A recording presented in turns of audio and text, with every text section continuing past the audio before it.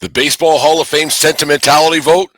Is there a goaltending epidemic in the National Hockey League? And a brand new segment for the 1420 Sports Bar podcast. 4 Beer Sports talking a whole lot more. Let's get into her.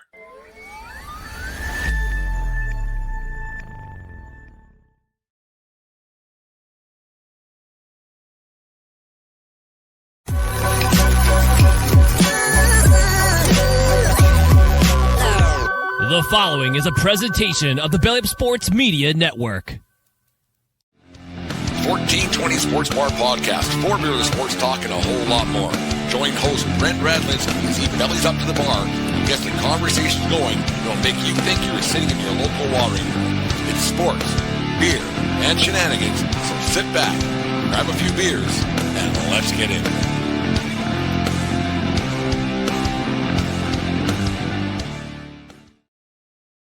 The 1420 Sports Bar Podcast, 4 Beer Sports talking a whole lot more for this Sunday, November 9th, 2025. Today's show, as always, is brought to you by SeatGeek.com and the SeatGeek app. Use promo code Belly Up Sports over there at SeatGeek and save yourself $20 on your first purchase. Remember, we are a part of that Belly Up Media Network. Go to bellyupsports.com for all their great podcasts and great articles that get pushed out daily.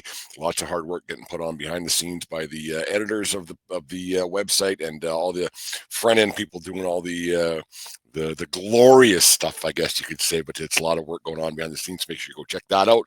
Lots of good stuff. If you're a football guy, they got a lot of podcasts, a lot of conversation going on about that. And welcome Lou Gamlin of the Captain Lou Extravaganza back to the Belly Up family. It is Hall of Fame talk was all the rage in the baseball world middle of last week after the World Series got done. We're not going to dwell on that anymore, considering how it all turned out. We beat that dead. It's just still a great conversation to have. A lot of the what I still talk about it.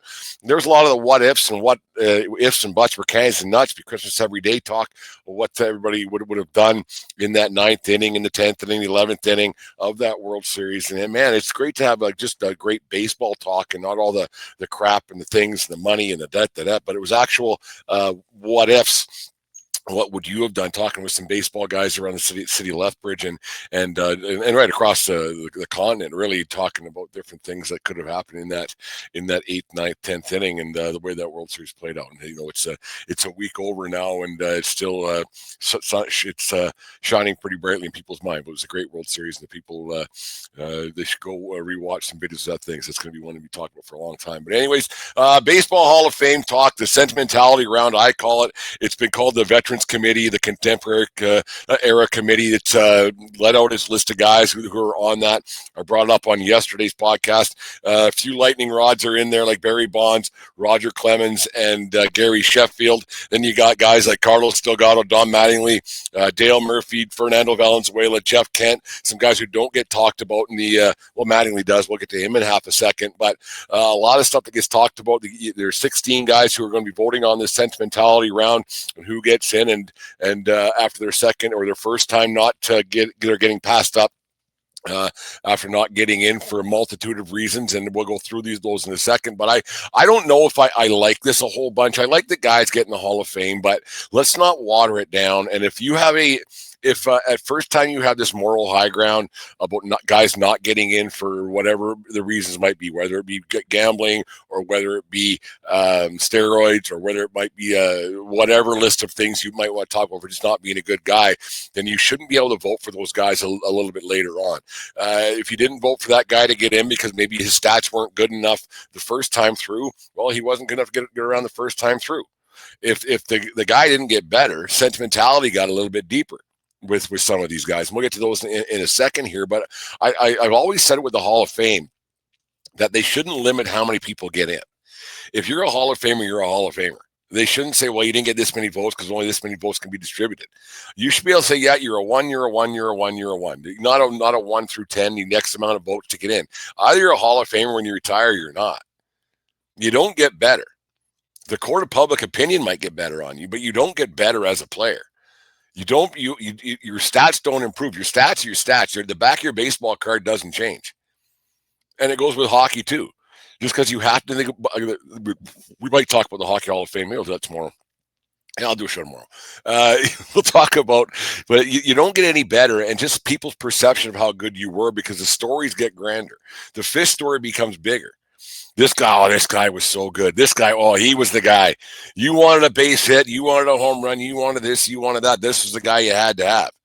Those stories get bigger and bigger. And that's what another great thing about the great game of baseball is that these stories become so grandiose and legendary when some of them aren't even really overly true. Because no one's going to question a lot of stuff. You can say a lot of things, and you're not going to get fact checked like you do on podcasts and on YouTube. But just in general, you're sitting around the bar having a few beers with your buddies. You don't get fact checked on a lot of stuff because, I didn't know that. Oh, yeah, that's because it's your perception of people, and it's your perception of players, and it's your thought of how good this guy may or may not have been. And that's why I think this contemporary committee or this legends committee or whatever it's called, veterans committee, I don't know if I like it a whole bunch. I'm not a big fan of it.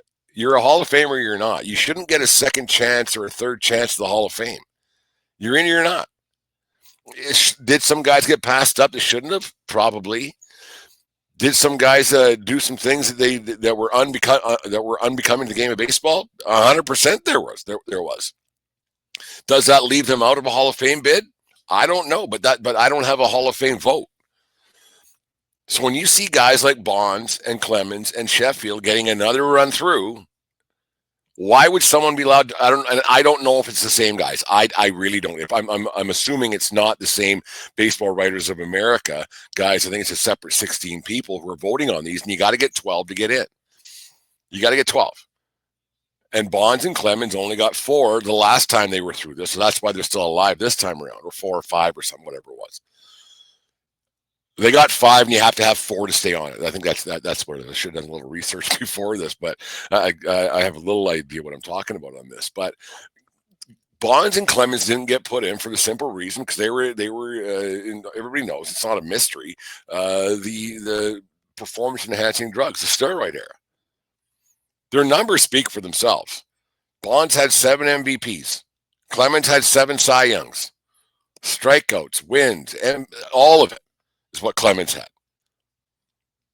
Boston, when he was a rookie, he was lights out, 20 strikeout games, on and on it went. Went into Toronto, and that's when his career got resurrected a little bit. Won a couple of Cy Youngs there, and he started to get a little bit beefier.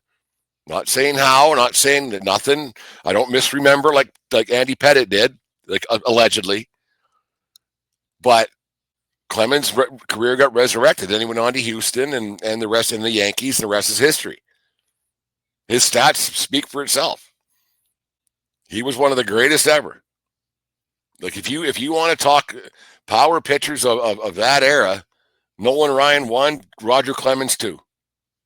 Power pitchers. I'm not saying great pitchers, but I'm saying like that guy. I'm saying that kind of a pitcher of all time, not of just that era. There's 1 or 2 in the hair that might you might want to argue with me about, but like if you think about that kind of a pitcher and that type of a guy, intimidation, the whole bit, and Pedro Martinez was a different intimidating kind of a guy, but just the big figure on the mound that Roger Clemens was. The intensity that may have been brought on by some performance-enhancing drugs, I don't know. But his numbers speak for themselves. But he didn't get put in for the reasons I just described. So why is he getting another chance? It didn't change. Nothing's changed. Unless people's perception of him changed. And I don't think it has. Once a cheater, always a cheater. But was he cheating? That's the thing. It wasn't illegal. It wasn't against the rules. It was morally wrong. But I tell you what, hypocritical sports fans they're a dime a dozen. Because everybody who would be offered a $20 million contract, $20 million a year contract, if you take this little pill or this little thing, make a bunch of money, I guarantee they all would have done it. Crossed my mind when I was an athlete when I was young. I didn't. Should have I? I don't know. But everybody's so hypocritical when it comes to these steroid era guys. Bonds, the same thing. 7 MVPs, 70 home runs, whatever that year, 700 plus home runs, 800, whatever the numbers are. 762, I think, was the final number. beloved in San Francisco for what he did. On base percentage, the defense, all of it. One of the greatest ever. He'd be on my like when I was on the Belly Up show a few weeks back with Vince Stover. That Bonds is on my. He'd be on my Mount Rushmore because that's guys that I've seen play, not all time, right? But Bonds is on my Mount Rushmore. Should be a Hall of Famer, yeah. He didn't get in for the simple fact that people got on their moral high horse and said, you know what, he cheated the game of baseball, and that's fine. But you can't vote him in now. So those same people who decide who goes in, who's on, like, I don't know how it works. Like, I'm sure someone's going to at me on this and give me grief about how it works. But I think that Barry Bonds is a Hall of Famer. He's in the history of the game. Should he have a plaque? Yeah. Like, I'm sure he's got memorabilia. I'm going to make my way to Cooperstown one day. I've really got to, just put a little bow on my baseball dorkdom and go there someday. Me and Deanna talked about it. But there's no reason why a guy with that kind of talent, that kind of pedigree, and on should be in the Hall of Fame. I don't think, and if for whatever reason the moral high ground he didn't get in the first time, he shouldn't be in the second time. Guy that's third on this lightning rod list is Gary Sheffield. Sheffield did it all too. Like, did it all. He once said that he would have hit 500 if he wasn't hitting for power. And I believe it. The guy had bat speed to burn. If he would have hit for singles now and then, he would have, who knows what he could have done. Little inconsistent at times, struck out a little bit too much. But he's a great defender, everything. But the Balco thing caught up with him too. He was left off, and he wasn't the nicest guy. Now, should that keep you out of the Hall of Fame? If you're just not a nice person, like if you're snarly with media, I don't think that should keep you out. I mean, if you're trying to get in the Hall of Fame, the people are voting for you, you should probably be nicer to them. That's Jeff Kent had that same deal. We'll talk about him in half a second. Like, if you want the voting public to vote you in, you should probably be nice to them. That's just a word of advice for anybody trying to get in the Hall of Fame later on in their lives. But these three guys are definite Hall of Famers. And the contemporary era, the sentimentality round that I call it, does it change things? I think it should. I don't know. That brings us to another guy that probably didn't get in the Hall of Fame the first time. And I don't know who he went up against, but Carlos Delgado. Since the Jays are the flavor of the week in the baseball world right now, Delgado averaged 30-plus home runs, 100-plus RBIs for 9 years. One of the best hitters in baseball. In that era where there was nothing going on, or lots going on, and he was never implicated in any of that stuff. But because he played in Canada for the Jays that were terrible back then, he doesn't get the same clout. He doesn't get the same pat in the back. People forgot about him. People didn't know about him. So he didn't get that same push. If he would have played for the Yankees back then, he's a Hall of Famer. No, there's no doubt. 400 plus, 460 home runs, whatever it was. But those numbers for 9 years straight, doing what he did, unbelievable. Like how good he was. 30 plus home runs, 9 years. 100 plus RBIs, 9 years in a row. Hall of Fame. But because of where he played, didn't get the same juice. That brings us to Don Mattingly. Now, Mattingly was passed up, one of the best players of a certain time frame. But was it long enough? That's always been the case. He only had 9 good years, like 9 years total. Injuries got the best of him. Few batting titles, an MVP. Played for the Yankees when the Yankees were terrible. And for years, he didn't get put in for whatever reason. I think it was the reasons I just told you. But will sentimentality find to get him in? And will it mean the same? That's another thing. I just thought of that. Like you don't get in your first try for whatever reason. Like with Mattingly and Delgado. You don't get in for whatever reason.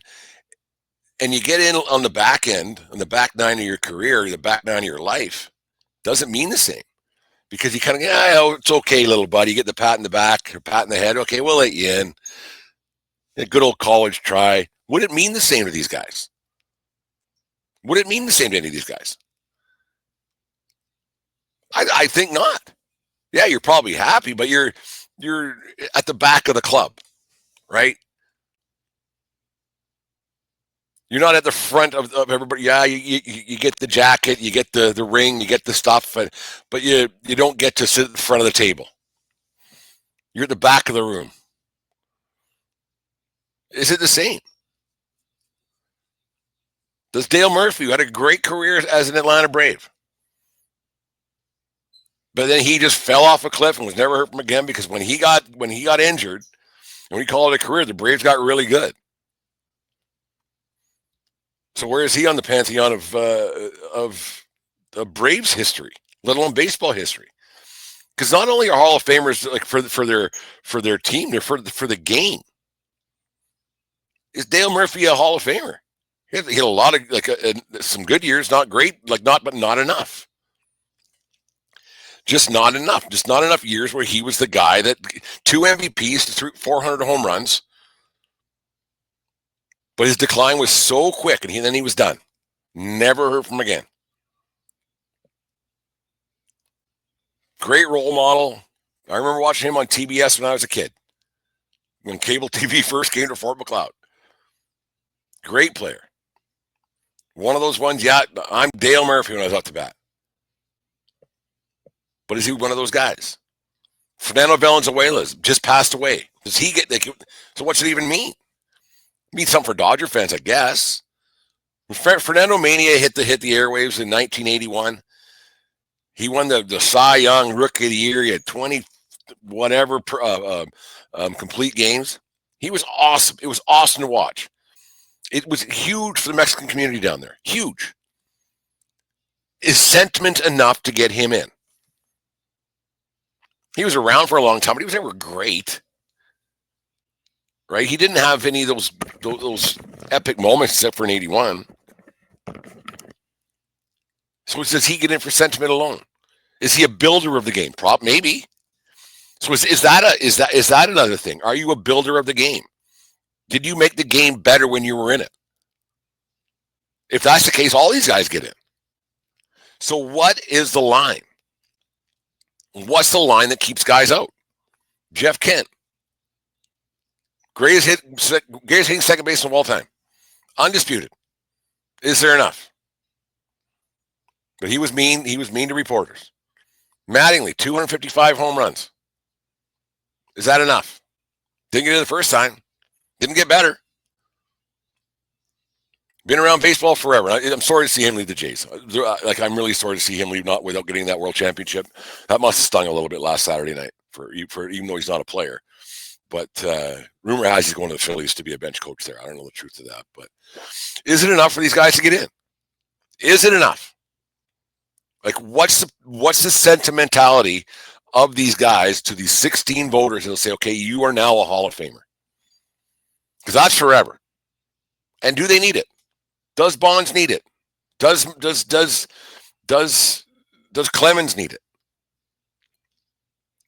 Those two's ego, I think, are so massive, they probably don't care, in my opinion. And same with Sheffield. Like, those three guys were lightning rods.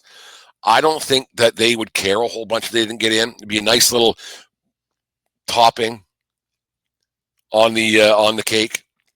But just with those guys' attitudes, I don't know how much they would give a fiddler's toot about getting in. But it's the other guys. I think Mattingly would care. He's been a baseball lifer. I think he would care. Delgado for not getting the recognition that he should have got when he played for the Jays because he was up here in Canada. I think he would care. Murphy's the same way. I think he would care. I don't know. I think out of the three, I think you'll see Kent get in for sure. Sheffield comes close to getting in because of his numbers were so great.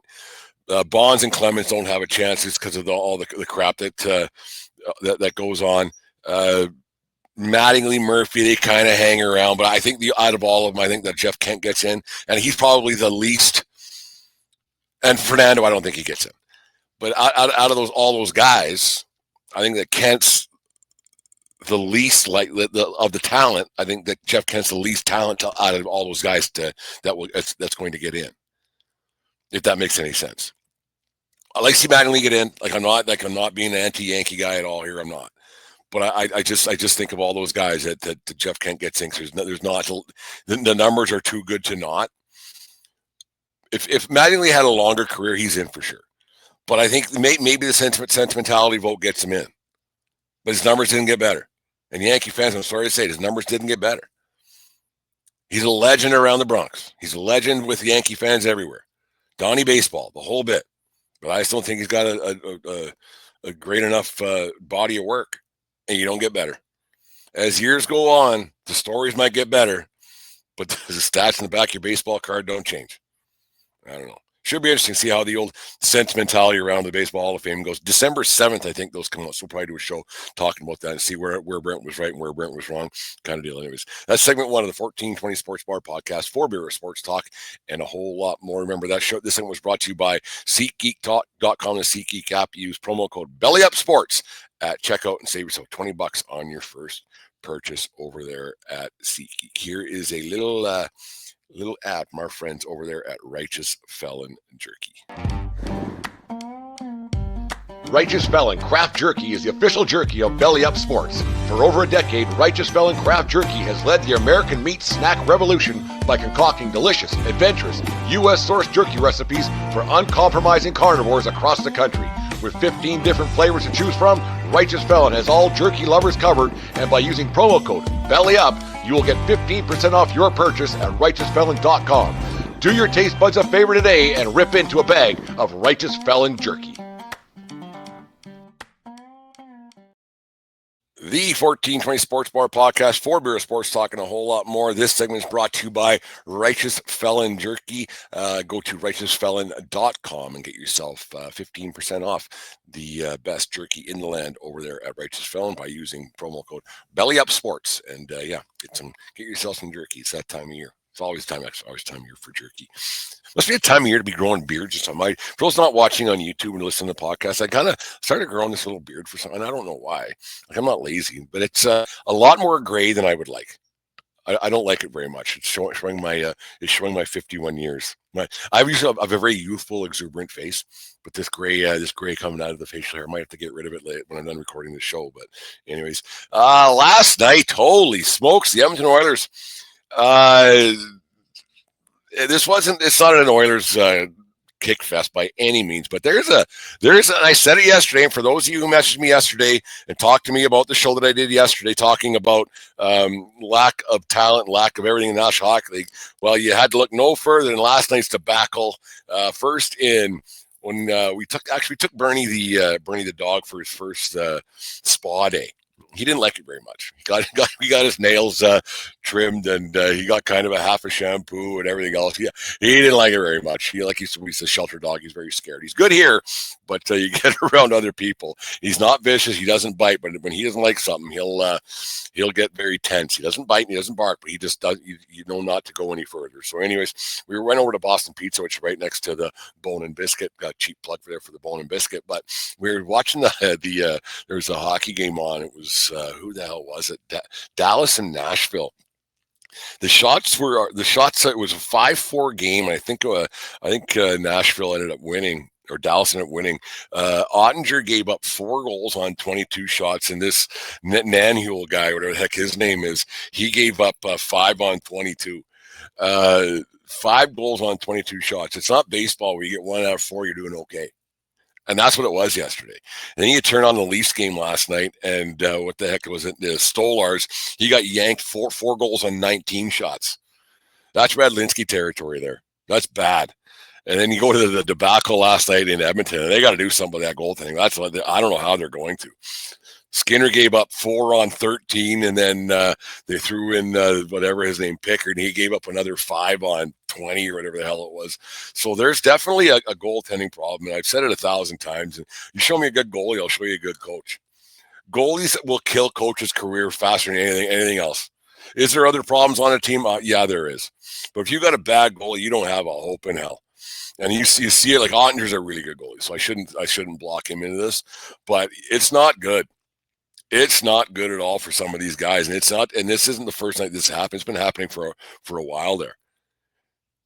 And I think that coaching is caught up, and players' intelligence has caught up with the way the game is played, or with the way the goaltending is coached. Every goal is the exact same thing: fall down, slide across, butterfly, blah blah blah. So guys go high, guys go here. They know they can't get across the net, and it's been taught this way for a number of years. So players just wait, shoot here, and then that's it. There's no style. There's no nothing. There's no rhyme or reason why goalies do what they do. This is how we're taught, and this is what we're going to do. They can't get out of that mix, and it's terrible. It's absolutely terrible what these guys are going through. There's just not enough good goaltenders across the league to fill up all these spots. There's not 64 goaltenders who are NHL caliber anymore. There's not. And you want to add teams? Look what happened last night. That's just one night of work after I talked about it on yesterday's podcast. That's one night how bad it was. Absolutely atrocious. For defense to have to be 100% perfect, not make any mistakes or else ends up in the back of the net, that can't be a good feeling. How hard you're going to make mistakes no matter what. Physical, mental, that's going to happen. Physical mistakes happen no matter what. But if you make one mental mistake and get into the back of your neck because your goalie can't stop anything, that can't be a good feeling. And you're the one getting blamed for it. I mean, the Oilers have a whole host of problems. Like that was bad. They got booed off the ice. I feel bad for, let's say, some fans who might go into their, they spend their $200, go to one game a year, and that's the crap they have to watch. And no accountability from anybody on the bench. Afterwards, you didn't hear from a captain, a goalie. You heard from a bunch of guys. I don't know who they were. Like, why Andrew Mangiapane's having to console his team is kind of a mystery, or make excuses for his team's a mystery. I don't get it. Like, how bad that team gets. And like you read today, they got rid of NHL Hall of Famer, one of the greatest defensive of all time, Paul Coffey, from the coaching staff for whatever reason. Did he say, I want to go? Was there a butting of heads with him and Knobloch? Who knows? But the team is definitely different. Back-to-back Stanley Cup finals. There's no guarantee you're getting back there again. Not with that goaltending. And then you hear, they got to trade him. They got to trade him. Who's going to want him? You have to have a dance partner to trade with.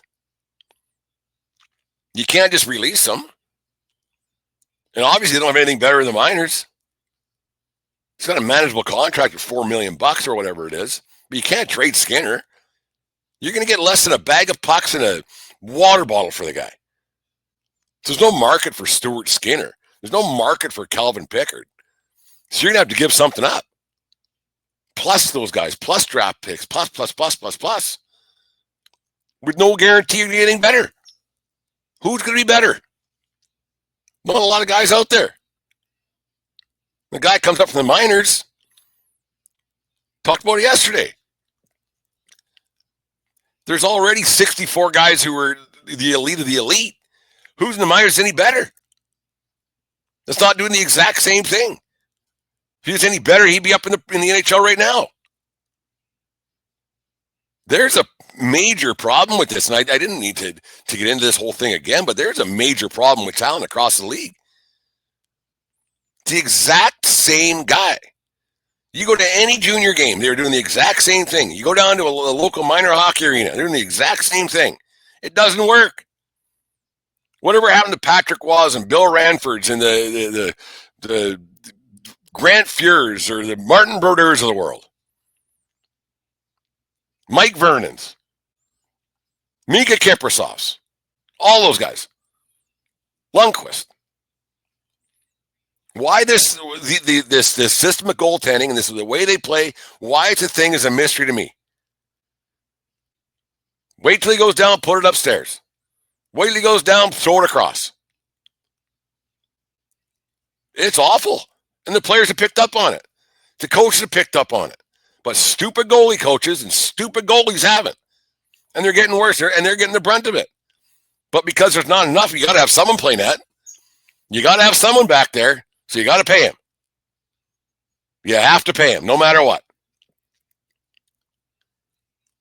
The game's faster. The game's whatever, like I talked about. The skill, yeah, absolutely. It ain't better. And goaltending definitely isn't better. Not even close to better. There isn't anybody. I think Carey Price is up there. But the last 10 years, like when Jordan Binnington's your number one choice to go to the Team Canada again, he was great in the Four Nations face-off. Hellebuck's great. Hellebuck's fantastic. He's a great big dude, and he's getting the nut in the playoffs because it's the exact same thing. Vasilevsky's fallen off a cliff. Bobrovsky. There isn't 15 great NHL goaltenders right now. Name 10. Give me 10 great NHL goaltenders right now. Guys that's the one that you'll put a season on the line for. There's 3, 4 that should be making 10, 12 million bucks. But they all get overpaid because you got to have someone doing it. You can't just not have someone in net. And teams are finding that out real hard. And coaches are finding out the hard way. And coaches are the ones who are losing their jobs because of bad goaltending. Skinner's fault he's no good? No, that's who he is. Is it someone else's fault for drafting him? Yep. Is it someone else's fault for saying this is our guy? Yeah. It's not his fault he's shitty. It's just what he is. Is he put in a situation where he shouldn't be? Yes. He's not an NHL caliber goaltender. A high-end caliber goaltender. He's just not. He's proven it again and again and again. Did he get hot in the playoffs a time or two last year? Yeah, not till he sat out the first 2 rounds. These guys just don't. It's the owners and the business of the game. And yeah, Jim, fan of the Vantage, listening. Probably not because you're a football guy, not a hockey guy. But the business of the game has hurt the game. There's just not enough players. There's not enough goaltenders. If you want to add 2, 3, 4 more teams, that's 8 more goalies you got to find. You already don't have 20. There's 10, 12 teams who have 2 number 2s. There should be number 3s and 4s. Guys coming, yeah, this guy, that guy. There was a golden era of goaltending. Ed Belfour and Curtis Joseph. Think how good those guys were. Up and like everywhere you went, there was a guy like, holy Jesus, we got to face this guy tonight. Mike Richter. You think about those guys. Like every night of the week, you were facing some guy was, we're not getting one by that guy tonight. We better score. How are we going to get 2? We better pitch a shutout on our own. Now guys are getting lit up for 6, 7 a night. Giving up 5 on 22. There's no way to play. There's no way to play. NHL's got to figure this out. Coach has got to figure this out. Goalie coach has got to figure it out. But most importantly, goalie's got to figure it out at a younger age. This system that they're doing, it don't work. Just because you wear great big equipment doesn't make you a goaltender. It's a lot harder than that. Playing goal is probably the hardest thing in the world. It's probably the hardest thing in sports. Just because you have the biggest equipment doesn't mean you're going to be great. Just because you're 6'4" and above, 6'7" doesn't make you a good goalie. Still got to stop the puck, and these guys aren't doing it.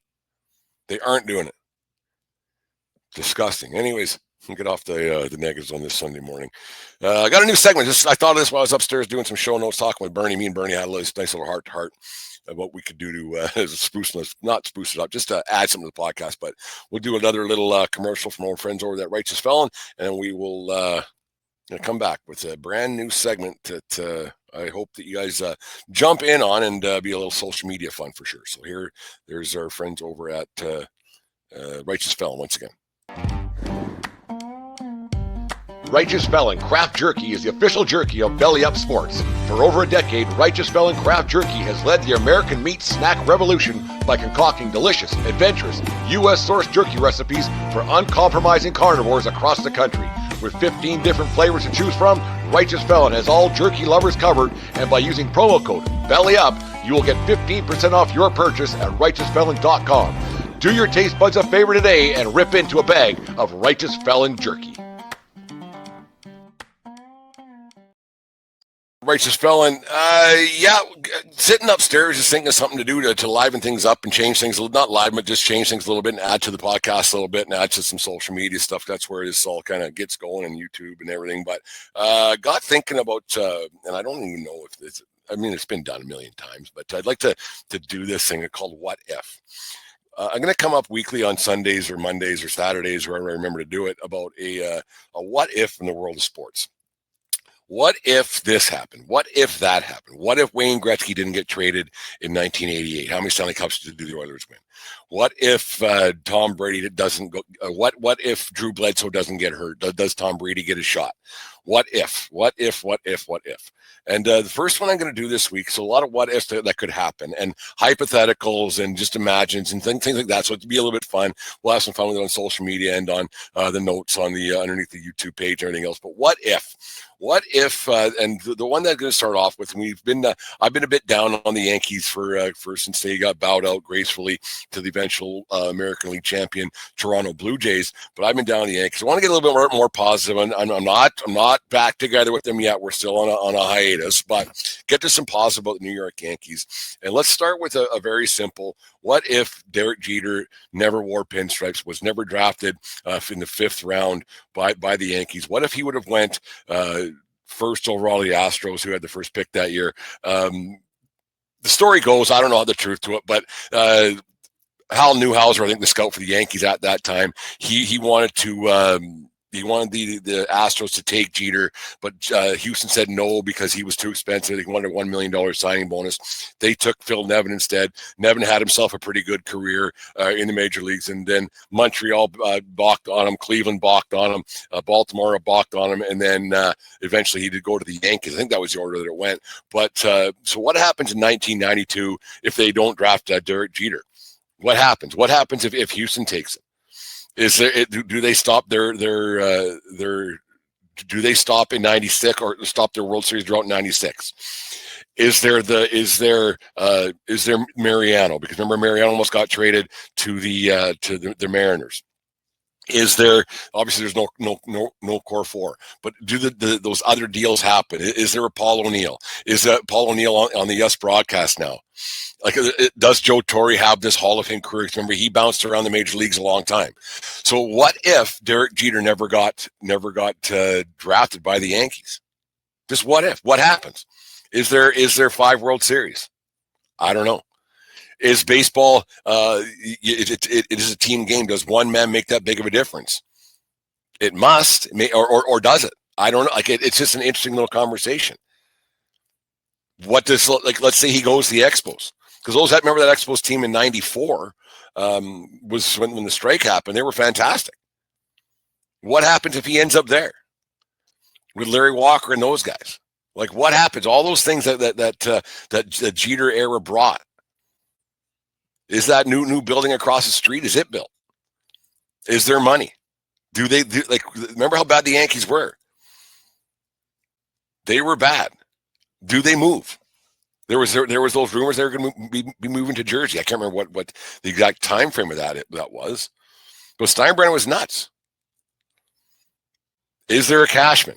Probably not. Because Cashman started out as an intern back then.